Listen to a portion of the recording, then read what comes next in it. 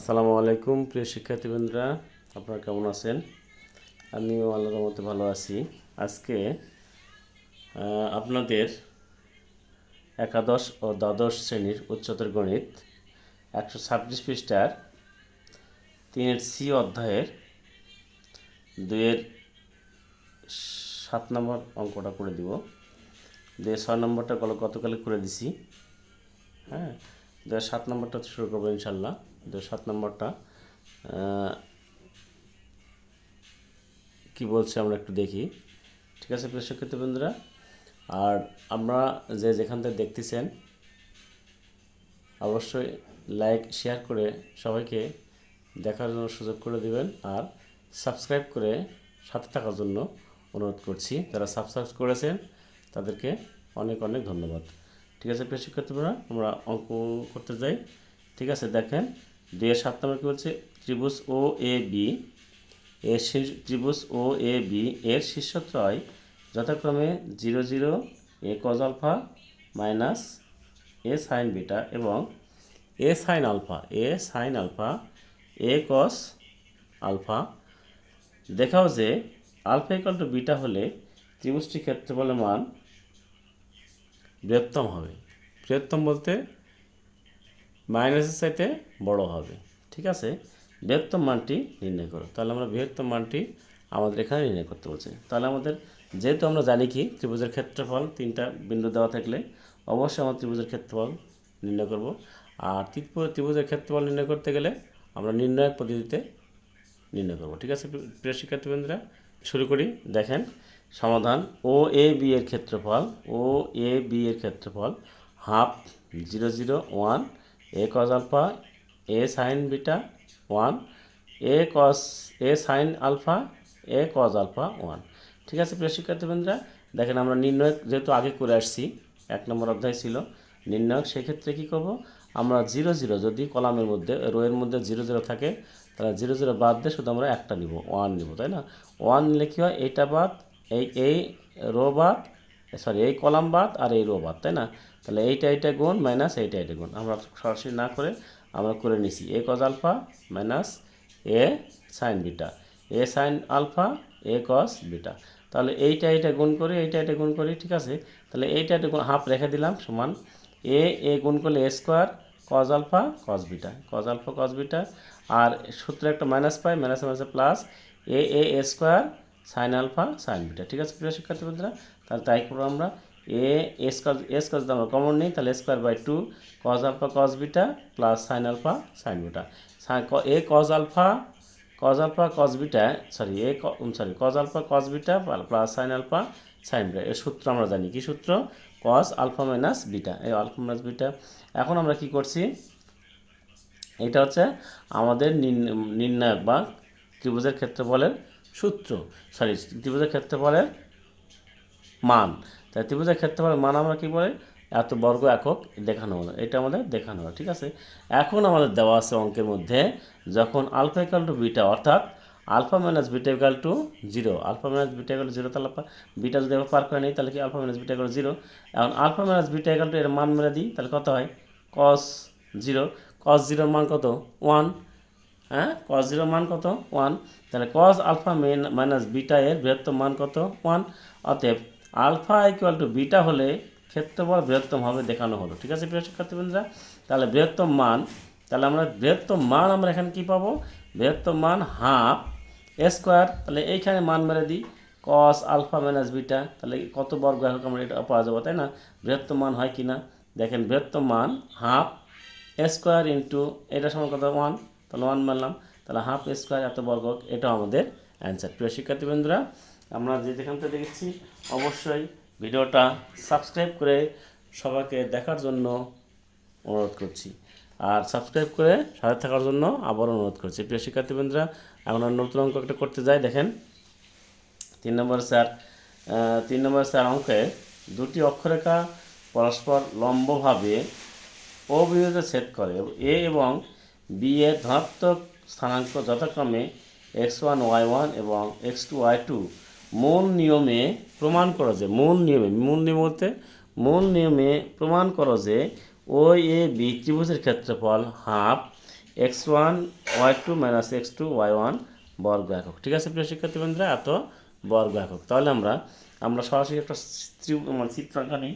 দেখেন এক্স ও x dash, x ও x dash, Y ও Y dash, একটা কী করলাম অক্ষ নিলাম, এক্স অক্ষ আর ওয়াই অক্ষ নিলাম। ঠিক আছে, তাহলে এক্স অক্ষ থেকে আমরা দুটি বিন্দু ধনাত্মক দিকে, এক্স অক্ষের ধনাত্মক দিকে বলছে দুটি অক্ষরেখার পরস্পর লম্ব ও বিন্দুতে ছেদ করে, তাই না? এবং এ ও বি এর ধনাত্মক স্থানাঙ্ক যথাক্রমে এ হচ্ছে এত, বি হচ্ছে এত। তাহলে এ হচ্ছে কত x1 y1 আর বি হচ্ছে কত x2 y2। আমরা এই চিত্রটাকে ও ডি ও এক্সের উপর এসি লম্ব আর বিডি লম্ব করতে পারি না? তাহলে একটা পিথাগোরাসের এটা কি হলো, এটা ট্রাপিজিয়াম হয়ে গেল না? আর ট্রাপিজিয়াম হলে এ ও বি বিন্দু হতে এক্স অক্ষের উপর যথাক্রমে এসি ও বিডি লম্ব আঁকলাম। তাহলে কি হচ্ছে, তাহলে O C equal to x1, O C equal to x1 আর এসি ইকাল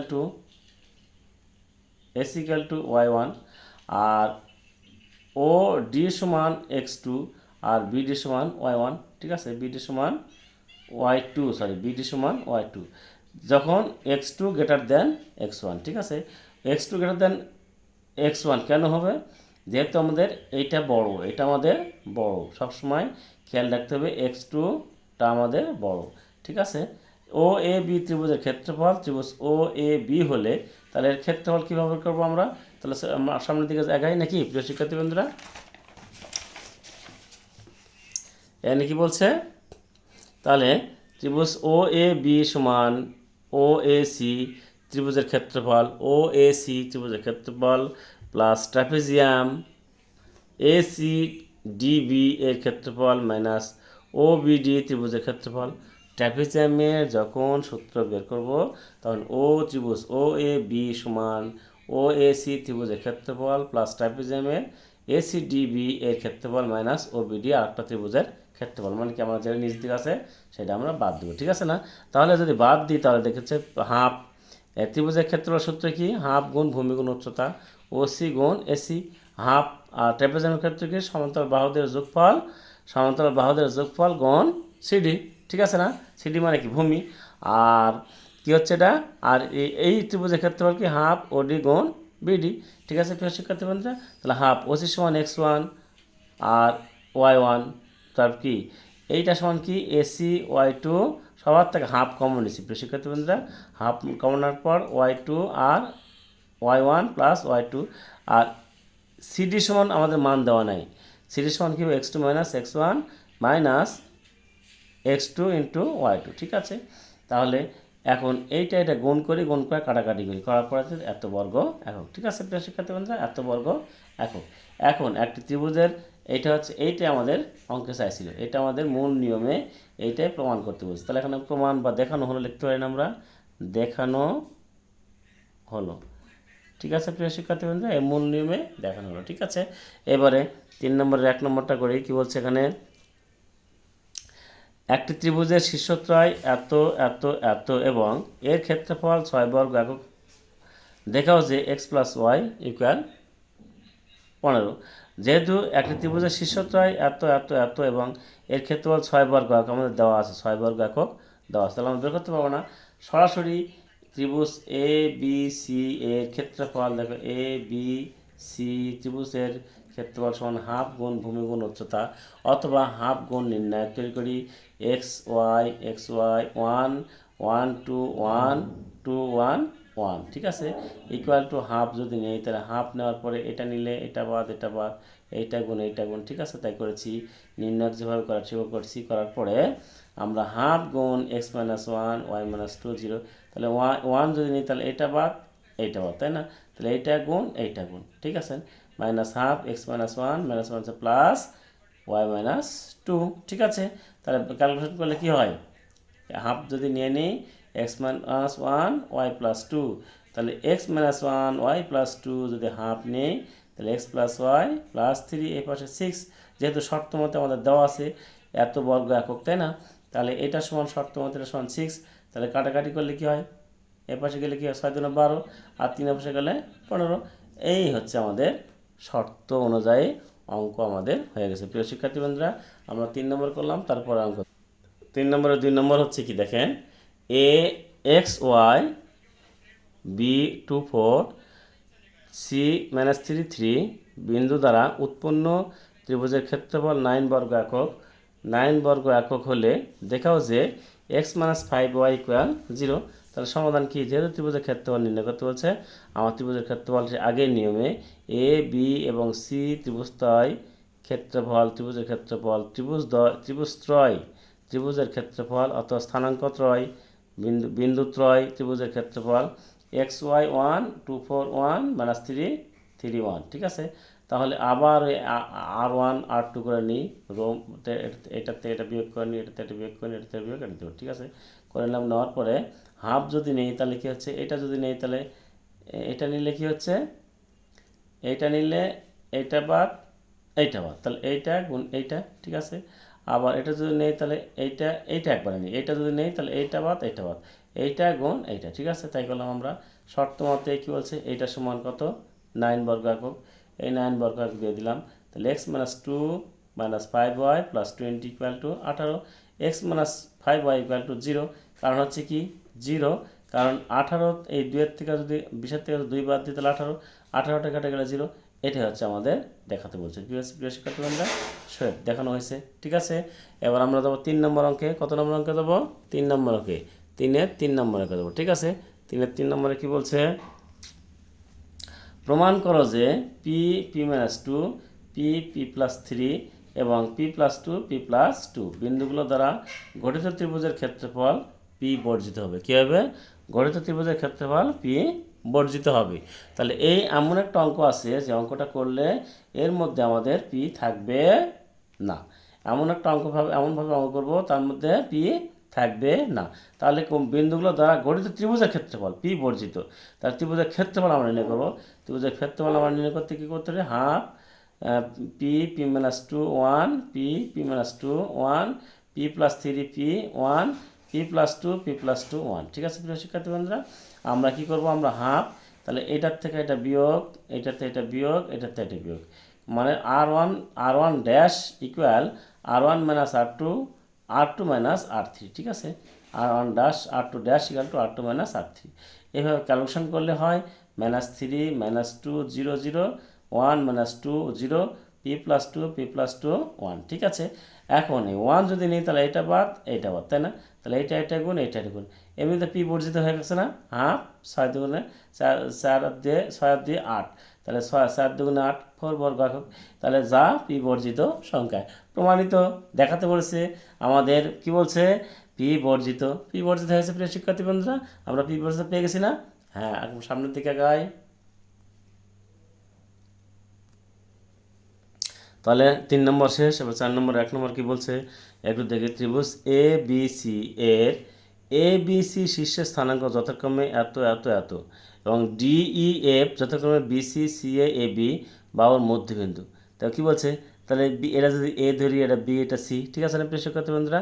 তাহলে এ বি সি এর মধ্যবিন্দু ডি ই এফ হয়, তাহলে এ বি সি ও ডি ই এফ ত্রিভুজদ্বয়ের ক্ষেত্রফল নির্ণয় করে। দেখাও যে ত্রিভুজ এ বি সি সমান 4 গুণ ত্রিভুজ ডিইএফ। তার মানে কি 4 ভাগের 1 ভাগ হচ্ছে এ বি সি। তাই এ বি সি হচ্ছে কি 4 ভাগের, এ বি সির 4 ভাগের 1 ভাগ হচ্ছে ডিইএফ। প্রিয় শিক্ষার্থী বন্ধুরা, তাহলে আমরা কি করব, সরাসরি এই ত্রিভুজগুলোর ক্ষেত্রফল বের করে নেব। তারপরে নেওয়ার পরে এরপরে কি করব, এই এ বির মধ্যবিন্দু বি সির মধ্যবিন্দু সি এ এর মধ্যবিন্দু বের করলে কি পাবো, ডিইএফ পাবো। এই ডিইএফ এর ক্ষেত্রফল আমরা বের করবো। ঠিক আছে, দেখা যাক কী হচ্ছে। এ এত, বি এত এবং সি এত শীর্ষবিন্দু বিশিষ্ট ত্রিভুজের ক্ষেত্রফল হাফ 3 5 1 -3 3 1 -1 -1 1। 3 যদি এখানে কোনো এক্স ওয়াই নেয় তাহলে আমাদের কোনো কলাম থেকে কলাম, রো থেকে রো যোগ বিয়োগ করার দরকার নেই। ঠিক আছে প্রিয় শিক্ষার্থী বন্ধুরা, তাহলে আমরা কি করবো এখন?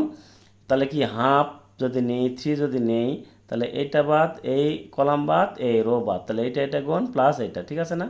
3 কে 3 -1 প্লাস 1 -5 যদি নেই, -3 + 1, তারপর 3 + 3 হাফ 12 + 10 +6 তাহলে ক্যালকুলেশন করলে কি হয়, হাফ 12 আর 10 22 আর 6 28, 14 দুগুণে 28, এই 14 বর্গ একক আমরা প্রথম ত্রিভুজের ক্ষেত্রফল পেয়ে গেলাম, তাই না? এবার দ্বিতীয়টার ক্ষেত্রফল কীভাবে করব? তাহলে সি এ বাহুর মধ্যবিন্দু এইটা ভাগ 2, ঠিক আছে না? তাই করলাম। বিসি বাহুর মধ্যবিন্দু এই বিসি, তাহলে এ বিসি, তাহলে বিসি বাহুর মধ্যবিন্দু বের করলাম। এবার কী করবো, এ বি বাহুর মধ্যবিন্দু বের করলাম, ঠিক আছে? এখন তাহলে ডি বিন্দু স্থানাঙ্ক কত হবে? ডি বিন্দু স্থানাঙ্ক কোথায় পেলাম? এই তো ডি বিন্দু স্থানাঙ্ক, অর্থাৎ ডি বিন্দু স্থানাঙ্ক -2 1, ই বিন্দু স্থানাঙ্ক 1 2 এবং এফ বিন্দু স্থানাঙ্ক কত? 0 4। তাহলে ত্রিভুজ ডিই এফ হাফ গুণ ভূমি গুণ হাফ গুণ নির্ণায়ক, তাহলে -2 1, তারপরে 1 2 1 0 4 1, এটা যদি হাফ যদি নেই আবার -2 যদি নেই, তাহলে এইটা বাদ, এই কলাম বাদ, এই রো বাদ, তাহলে এটা গুণ এটা গুণ, তাই করছি না? তারপরে কি -1, তাহলে এটা বাদ, তাহলে এটা গুণ এটা গুণ, ঠিক আছে না? মাইনাস কিন্তু হবে অলস ক্ষেত্রে। 1 যদি নেই তাহলে এটা বাদ, তাহলে এটা মাইনাস এটা, ঠিক আছে না? ঠিক আছে না প্রিয় শিক্ষার্থী বন্ধুরা? তাহলে সমান ক্যালকুলেশন করলে -2 2 2 -2, তাহলে মাইনাসে 4, আর এখানে গুণ করলে 1ই হয়, এখানে গুণ করলে 4, তাহলে 4 4 8, 8 থেকে 1 বাদ দিলে 7, 7/2 বর্গ একক, এটাই আমাদের অ্যান্সার। অতএব এখন বলছে, এখন আমাদের প্রমাণ করতে কি বলছে? আমাদের প্রমাণ করতে হবে ত্রিভুজ এ বি সি সমান 4 গুণ ত্রিভুজ ডিইএফ। এখন 4 গুণ ডিইএফ এটা যদি করি আমরা, কি হবে আমাদের? 4 গুণ রাইট হ্যান্ড সাইড 4 গুণ ডিইএফ, তাহলে রাইট হ্যান্ড সাইডকে আমরা যদি মেরে দিই তাহলে কি 14, এই যে 14 সমান 14, তাহলে left hand side equal to right hand side shade দেখাতে বলছে প্রিয় শিক্ষার্থী বন্ধুরা। আমাদের এখানে কি এটা হয়ে গেছে? 4 নম্বরের 1 নম্বর অঙ্ক হয়ে গেছে। 4 নম্বরের দিয়ে যাবো প্রিয় শিক্ষার্থী বন্ধুরা। যেখান থেকে দেখছেন অবশ্যই ভিডিওটি লাইক শেয়ার করে সবাইকে দেখার জন্য সুযোগ করে দিবেন। আর যারা সাবস্ক্রাইব করেছেন তাদেরকে ধন্যবাদ, যারা সাবস্ক্রাইব করেননি অবশ্যই সাবস্ক্রাইব করে সাথে থাকার জন্য অনুরোধ করছি প্রিয় শিক্ষার্থী বন্ধুরা। সামনের দিকে 4-2 নম্বর ত্রিভুজ এবিসি এর এ বি এবং সি শীর্ষবিন্দুগুলোর স্থানাঙ্ক যথাক্রমে এত 1 -1 2 2 3 এবং 3 -4। পি বিন্দু স্থানাঙ্ক এক্স ওয়াই হলে দেখাও যে ত্রিভুজ পি এ বি ত্রিভুজ A B C equal x - 3y + 7 আর ত্রিভুজ এ বি সি সমান 22। অত কত বাদ, সবগুলো বাদ দিয়ে কী করি আমরা? এইটার সাথে মিল করবো, তাই না? আগে কী আছে আমাদের? ত্রিভুজ এ বি সি এর ক্ষেত্রফল আগে বের করি, যেহেতু ত্রিভুজের এ বি সি এর শীর্ষবিন্দু ত্রয় যথাক্রমে এত এত, তাহলে হাফ 1 - 1 2 1 2 3 1 3 -4 1, ঠিক আছে? তাহলে হাফ -1 যদি নেই তাহলে এইটা বাদ, এই কলাম বাদ, এই সারি বাদ, তাহলে 3 4, তাহলে 3 3 আর +4, -2 যদি নেই -2 এটা বাদ 2 -3 আর +1 যদি নেই তাহলে এটা বাদ, এইটা -8 -9, ঠিক আছে? এখন সমান এইটা ক্যালকুলেশন করলে হয় -7 + 2 -17। হাফ গুণ বিয়োগ করলে কত হয়? 17 আর সাথে 24 আর 2 বাদ দিলে 22, ঠিক আছে? তাহলে এত বর্গ একক ক্ষেত্রফল ঋণাত্মক হতে পারে না। সেক্ষেত্রে এটা আমাদের কি? এটা আমাদের বর্গ একক, 22/2 বর্গ একক। এখন বলছে ত্রিভুজ পি এ বি, এখানে আমাদের বলছে ত্রিভুজ পি এ বি এর ক্ষেত্রফল।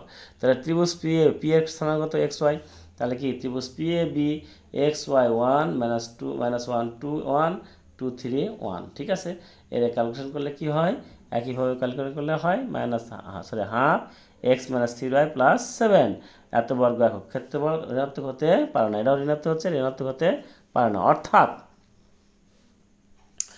আমরা কি করব? অতএব এই যে দেখা আছে লেফট হ্যান্ড সাইড, আমরা যদি লেফট হ্যান্ড সাইড লেও করি তাও হবে, যদি বলে রাইট হ্যান্ড সাইড লেও করবো তাও করতে পারো। আমরা লেফট হ্যান্ড সাইড ধরি, লেফট হ্যান্ড সাইড, ঠিক আছে? লেফট হ্যান্ড সাইড কি বলছে? ত্রিভুজ পি এ বি ত্রিভুজ এ বি সি। ত্রিভুজ পি এ বি সমান কত? হাফ x - 3y + 7 আর ত্রিভুজ এ বি সি মান কত? এ বি সি মান কত? হাফ 22, তাহলে হাফ 22 যদি হয় এই 2 চলে গেল, তাহলে কত? 22। এই তো x - 3y + 7 নিচে হচ্ছে 22। এইটাই হচ্ছে আমাদের দেখাতে বলছে প্রিয় শিক্ষার্থী বন্ধুরা, এটা দেখাতে বলছে, এটা আমি দেখাচ্ছি, ঠিক আছে? এই হচ্ছে শেড। ঠিক আছে, সামনের দিকে আগাই। ঠিক আছে প্রিয় শিক্ষার্থীবৃন্দরা, আমরা 4-এর 3 নম্বর অঙ্ক করব। দেখেন, এ বি সি ত্রিভুজের শীর্ষবিন্দু ত্রয় এ এত, বি এত এবং সি এত, এবং ডি ই এফ বিন্দুত্রয় ত্রিভুজের বাহুগুলোর উপর এমনভাবে অবস্থিত যেন বিডি ভাগ ডিসি, সিই ভাগ ইএ, এফ ভাগ এফ বি ইকুয়াল টু 2। এইটা যদি হয় তাহলে আমরা কি করতে পারি? আবার এ বি সি ও ডি ই এফ ত্রিভুজের ক্ষেত্রফল নির্ণয় করো এবং দেখাও যে ত্রিভুজ এ বি সি সমানুপাত ত্রিভুজ D E F equal to 3:1। এইটা আমাদের দেখাতে বলছে। কোথেকে?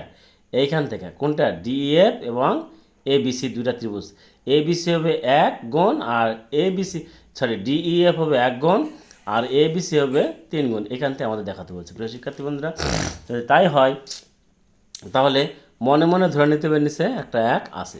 তাহলে এ বিডি সমান ডিসি সমান 2:1, সি ভাগ এ সমান 2:1, এফ ভাগ এফ বি সমান 2:1। এটা সমান এটা যদি হয় তাহলে এইটা সমান এইটা সমান এটা সমান দেখতে পারি না? দেখেন, ত্রিভুজ এ বি সি ত্রিভুজের শীর্ষবিন্দুগুলো এ বি সি, ঠিক আছে। ডি ই এফ যথাক্রমে বিসি সিএ ও এবি, বিসি সিএ ও এবি বাহুর উপর অবস্থিত। দেখেন, BC DEF DEF DEF BC CA AB বাহুর উপর অবস্থিত। তাই করছি না? শর্ত মতে বিডি অনুপাত ডিসি, এই যে আমি যেটা বললাম, সি অনুপাত ইএ সমান এফ অনুপাত এফ বি সমান 2:1। এবার ডি বিন্দু স্থানাঙ্ক যদি বের করতে চাই তাই 2:1, 2 গুণ এত, 1 গুণ এত, ঠিক আছে না? তাই করলাম না? এখন এই বিন্দু স্থানাঙ্ক, তাহলে এই বিন্দু স্থানাঙ্কটা হবে 2 গুণ, এই বিন্দু স্থানাঙ্ক 2 গুণ 4, 1 গুণ -2, এটা ভুজ। এবার কোটি হবে 2 গুণ -3, 1 গুণ 9। ঠিক আছে, এবার করো। তাহলে এই এফ বিন্দু স্থানাঙ্ক ঠিক একইভাবে 2 গুণ 13, 1 গুণ 4, ঠিক আছে না? আবার যোগ 2 গুণ 0, 1 গুণ -3, ঠিক আছে না? তাহলে ক্যালকুলেশন করলে -3 6 2 1 10 -1। ত্রিভুজ এ বি সি এর ক্ষেত্রফল বের করলাম। বের করার পরে এত বর্গ একক বের হলো। আবার ডি ই এফ ক্ষেত্রফল যেটা আমরা পেয়েছি, প্রত্যেকটা বিন্দু পেয়েছি, ডি স্থানাঙ্ক পেয়ে গেছি। তাই ডি স্থানাঙ্ক পেয়ে যায়, তাহলে আমরা ক্ষেত্রফল বের করি। ঠিক আছে প্রিয় বন্ধু, এই ক্ষেত্রফল বের করার পরে এরপরে হাফ গুণ 42 21 ডিইএফ, ত্রিভুজ ডিইএফ সমান 21 বর্গ একক। 1 নম্বর আর 2 নম্বর ভাগ করি, তাহলে ত্রিভুজ এ বি সি ভাগ ত্রিভুজ ডিইএফ সমান 63 ভাগ 21। ঠিক আছে, এখন 63 ভাগ 21 মানে কি? এইটা ভাগ এইটা, 63 ভাগ 21। তাহলে দেখেন তো, 3 × 63 কেটে যান, এটা 3 × 63 3, আর নিচে 1, ঠিক কিনা? তাহলে ত্রিভুজ এ বি সি ভাগ ত্রিভুজ ডিইএফ 3/1। অতএব ত্রিভুজ এ বি সি অনুপাত ত্রিভুজ ডিইএফ 3:1 মিলেছে। প্রিয় শিক্ষার্থী বন্ধুরা, এটি আমাদের দেখাতে বলছে। ঠিক আছে, এবার 4 নম্বরে যাই। 4 নম্বর কি বলছে?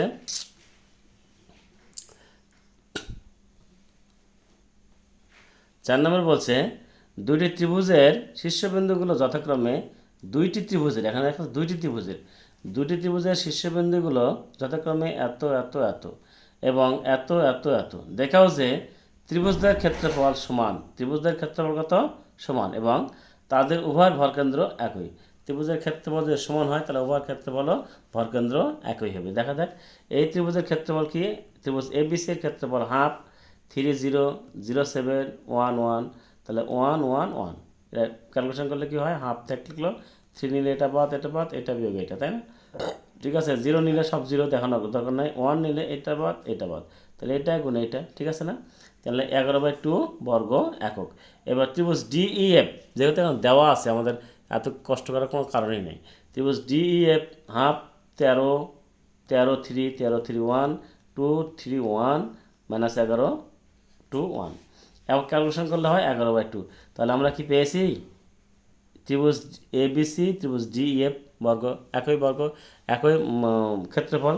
এখন বলছে কি? বলছে ভরকেন্দ্র একই। তা ভরকেন্দ্র যদি একই হয় তাহলে ভরকেন্দ্র নির্ণয় সূত্র কি? কোটিত্রয়ের যোগফল নাকি এ বি সি ভুজদ্বয়ের যোগফল ভাগ 3 আর এ বি সি কোটিত্রয়ের যোগফল ভাগ 3, তাহলে 4/3 8/3। আবার ডি ই এফ এর ভরকেন্দ্রের স্থানাঙ্ক দেখেন, ভরকেন্দ্রের স্থানাঙ্ক কি এইটা যোগ এইটা যোগ এইটা ভাগ 3, এইটা যোগ এইটা যোগ ভাগ 3, তাই করছি আমরা। তাহলে 4/3 8/3 উভয় ভরকেন্দ্র একই, এটাই আমাদের দেখাতে বলছে। প্রিয় শিক্ষার্থীবৃন্দরা, আমরা যেখান থেকে দেখতেছি অবশ্যই লাইক শেয়ার করে সবাইকে দেখার সুযোগ করে দিব। যারা সাবস্ক্রাইব করেছেন তাদেরকে ধন্যবাদ, আর যারা সাবস্ক্রাইব করেনি তাদের সাবস্ক্রাইব করার জন্য বিশেষভাবে অনুরোধ করছি। প্রিয় শিক্ষার্থীবৃন্দরা, সাবস্ক্রাইব করলে আমি ভিডিও আপলোড করতে উৎসাহ হব। প্রিয় শিক্ষার্থীবৃন্দরা, আমরা সামনের দিকে আগাই, তাই না?